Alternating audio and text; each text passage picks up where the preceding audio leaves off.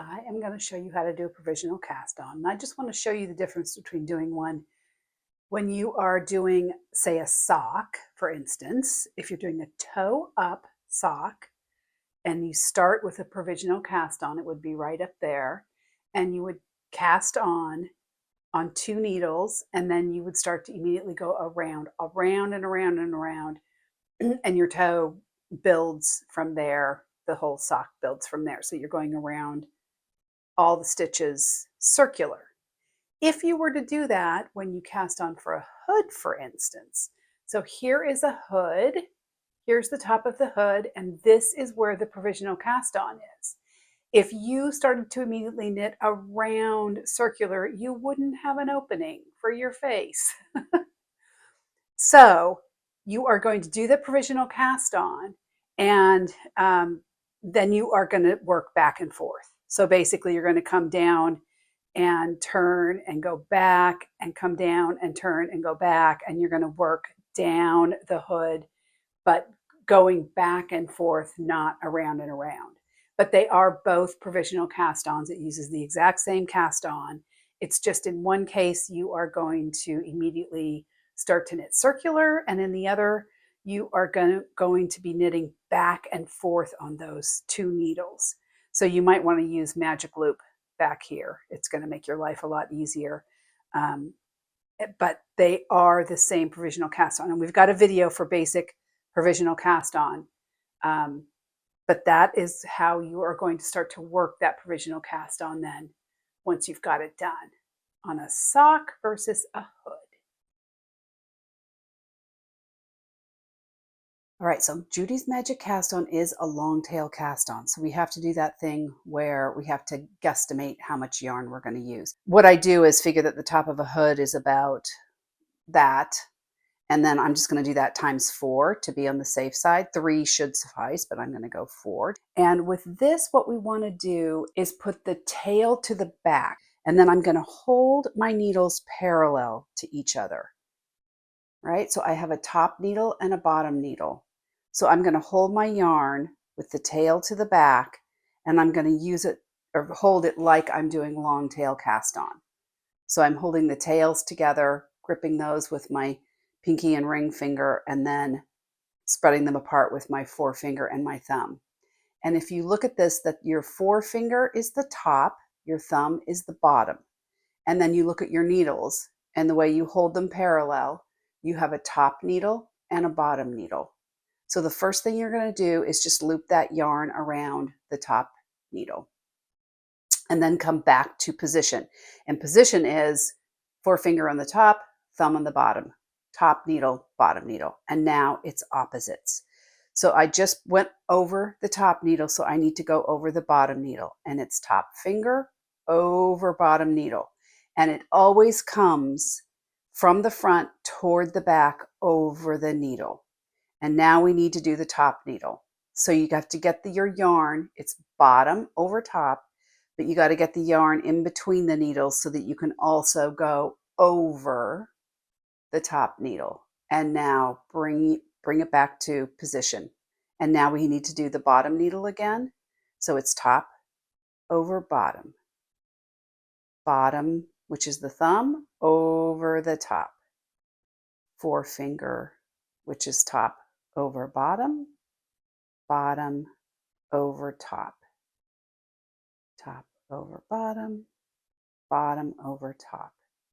And when the pattern says to cast on, provisionally cast on an amount, it is on each needle. So for me, for my size, it's cast on 38 stitches.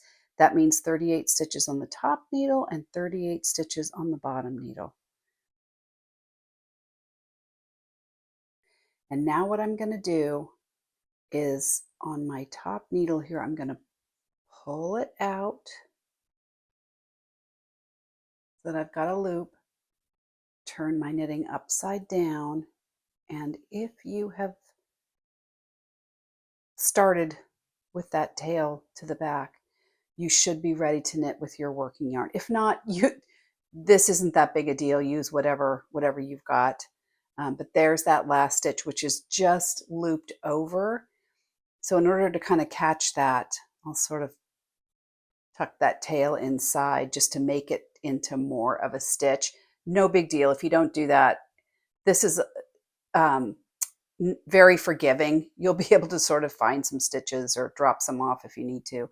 But there's your provisional cast on. You can see this is why I like this cast on, is that's clearly the knit side and that is the purl side. You can already see the little purl bumps.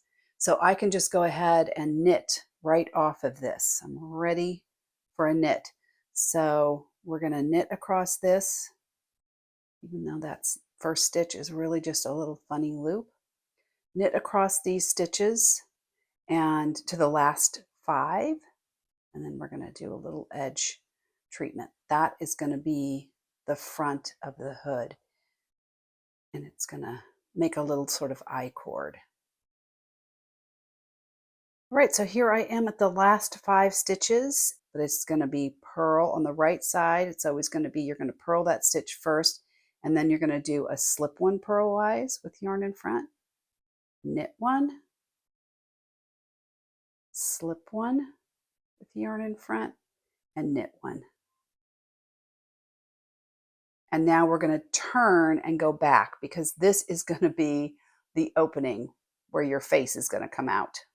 I've turned it to the wrong side, and again, you can already see the little purl bumps. All right, so now we're going to work back, and it's going to be slip one purlwise, knit one, slip one with yarn in front,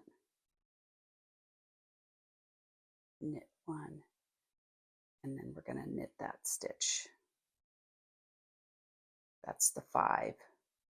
And now purl to the end of this needle.